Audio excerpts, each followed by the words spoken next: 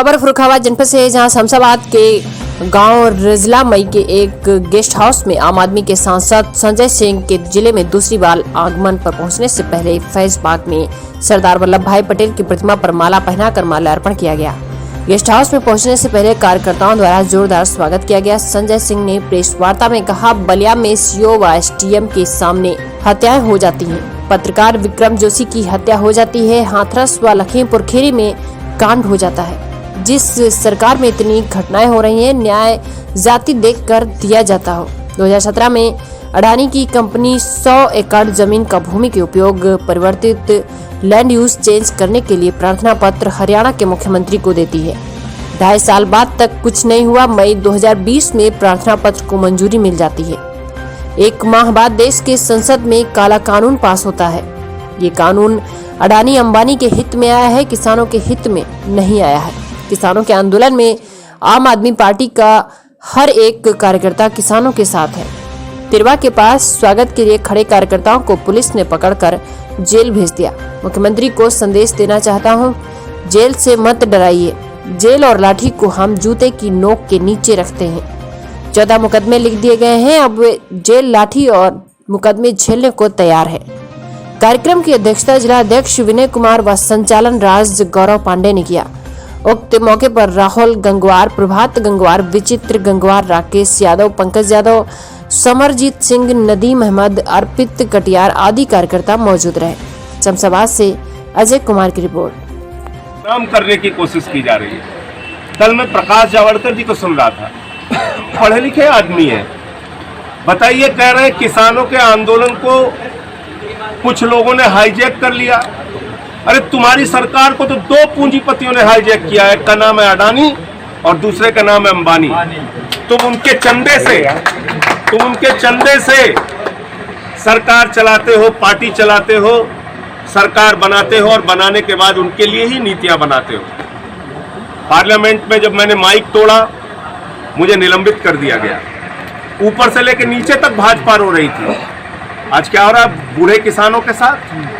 आप उनको लाठियों से पीट के उनकी आंखें फोड़ दे रहे हैं। बेटा आंदोलन में बैठा है, पिता आंदोलन में बैठा है और बेटा सुखबीर सिंह सीमा पर शहीद हो रहा है। और शहीद आजम भगत सिंह के वंशजों को आप कह रहे हैं कि वो आतंकवादी हैं। शहीद उधम सिंह के वंशजों को आप कह रहे हैं आतंकवादी हैं। शहीद करतार सिंह सरापा के वंशजों को, लाला लाजपत राय जी के वंशजों को आप पंजाब के किसानों को कह रहे हैं वो आतंकवादी हैं। ये सिर्फ पंजाब के किसानों का मसला नहीं है। आज इस आंदोलन में उत्तर प्रदेश का किसान, बिहार का किसान, हरियाणा का किसान, कर्नाटक का किसान, पूरे देश का किसान जुड़ गया है। और भारतीय जनता पार्टी को किसानों को आतंकवादी कहने के लिए इस देश से माफी मांगनी चाहिए। कम से कम प्रधानमंत्री जी को आगे निकलकर हाथ जोड़कर माफी मांगनी चाहिए। देश के अन्नदाताओं को आतंकवादी आपकी पार्टी कह रही है, आप कैसे बर्दाश्त कर रहे हैं? आप कहते हैं आप किसानों पे हो रहे अत्याचार को आप दूर करेंगे। 3 बातें मैं कह के अपनी बात खत्म करूँ। 3 बिल लेके आई है सरकार, जिसमें एमएसपी की गारंटी एक शब्द भी कहीं नहीं लिखा हुआ है। यानी तीनों बिल में कहीं नहीं लिखा कि न्यूनतम समर्थन मूल्य से कम पर अगर कहीं खरीदारी होगी तो कोई किसान कोर्ट या कहीं जाकर शिकायत कर सकता है। नंबर 1। दूसरी बात, आपने कॉन्ट्रैक्ट खेती की इस बिल में लिख दी, जिसके कारण से अपने ही खेत में पूंजीपति का गुलाम किसान बन जाएगा, मजदूर बन जाएगा उसी खेत में जिसका वो मालिक है। तीसरी बात, आपने इसमें असीमित भंडारण की बात लिख दी, जो सिर्फ किसानों के लिए नहीं, इस देश के एक एक इंसान के लिए बहुत खतरनाक बिल है और वो आप सबके लिए जानना जरूरी है।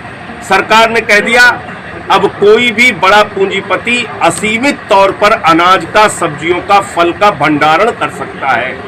यानी किसान से सस्ते में गेहूं, सस्ते में चावल, सस्ते में मक्का, सस्ते में दाल, सस्ते में आलू, सस्ते में फल, सस्ते में सब्जियां खरीदी जाएंगी, उसका भंडारण करके रखा जाएगा और जब बाजार में उसकी कमी हो जाएगी तो हमको ही आपको महंगे दामों पे बेचा जाएगा। तो तीसरा जो कानून है वो सबसे खतरनाक है, जिसमें मोदी सरकार ने महंगाई, जमाखोरी और कालाबाजारी को वैधता प्रदान की। आप कहते हैं बातचीत कर रहे हैं।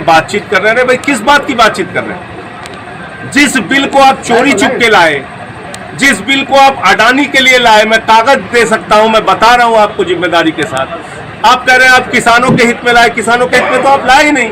तो ये तीनों काला कानून वापस होना चाहिए, और अगर ये तीनों काला कानून वापस नहीं होता है तो जितने भी किसानों के आंदोलन देश भर में चल रहे हैं, आम आदमी पार्टी का एक एक कार्यकर्ता हमारे मुख्यमंत्री केजरीवाल जी के निर्देश पे आंदोलन के साथ है। विधायक हो, सांसद हो, कार्यकर्ता हो, हमारे 21 जिलों में कार्यकर्ताओं को भारत बंद के दौरान जेल में भेजा।